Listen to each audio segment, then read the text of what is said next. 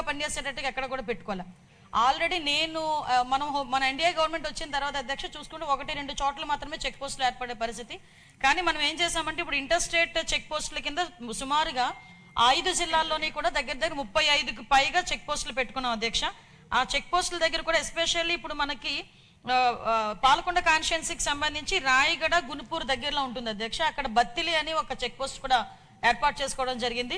ఆ Battili check post కూడా చాలా ఎఫెక్టివ్ గా పనిచేయడం వల్ల అట్ ద సేమ్ టైం అక్కడ ఎస్పీ మన్యం జిల్లా ఎస్పీ గారు, అదేవిధంగా అక్కడ రాయగడ ఎస్పీ గారు నిరంతరం కోఆర్డినేషన్ చేయటం వల్ల అటువైపు నుంచి మాక్సిమం ట్రాన్స్పోర్టేషన్ కూడా తగ్గే పరిస్థితి కూడా వచ్చింది అధ్యక్ష. ఇమీడియట్ గా ఎవరైనా ట్రాన్స్పోర్ట్ చేసే పరిస్థితి ఉన్నా కూడా ఇమీడియట్ గా మన డిపార్ట్మెంట్ వాళ్ళు, ఈగల్ డిపార్ట్మెంట్ వాళ్ళు వెళ్ళి పట్టుకోవడం, వాళ్ళు వెంటనే ఎన్డీపీఎస్ యాక్ట్ల కింద వాళ్ళని అరెస్ట్ చేయడం కూడా జరుగుతుంది.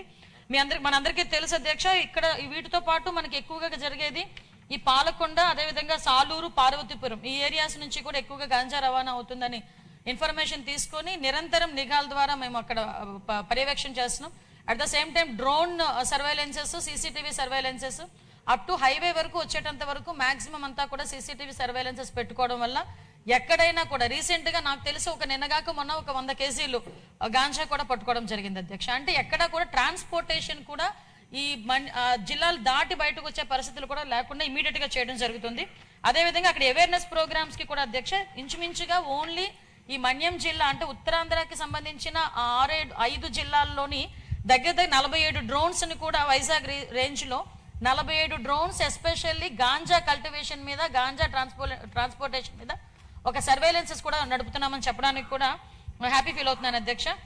మనం చూసుకుంటే అధ్యక్ష ఇప్పుడు మన గవర్నమెంట్ వచ్చిన తర్వాత నుంచి ఇప్పటి వరకు కూడా 5 జిల్లాలకి సంబంధించి 1423 కేసులు నమోదు చేయడం అయింది అధ్యక్ష. 762 వాహనాలు సీజ్ చేయడం జరిగింది. అరెస్ట్ అయిన వాళ్ళు 3515 మందిని అరెస్ట్ చేశాం.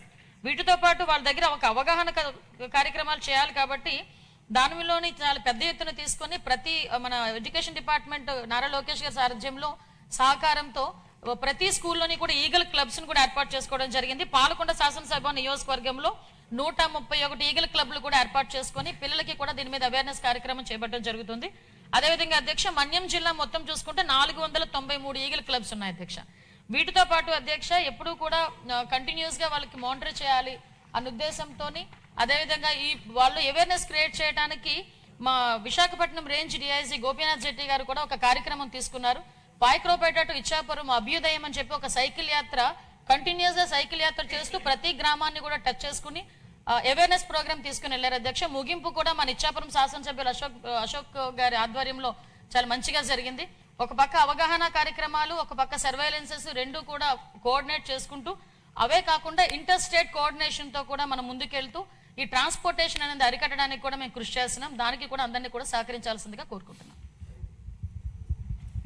సప్లిమెంటరీ ఏమన్నా ఉందండి? ఎవరు కాదు, వేరే వాళ్ళకి కాదండి, వాళ్ళు కొంచెం మైక్ ఇష్యూ ఉంది కాబట్టి.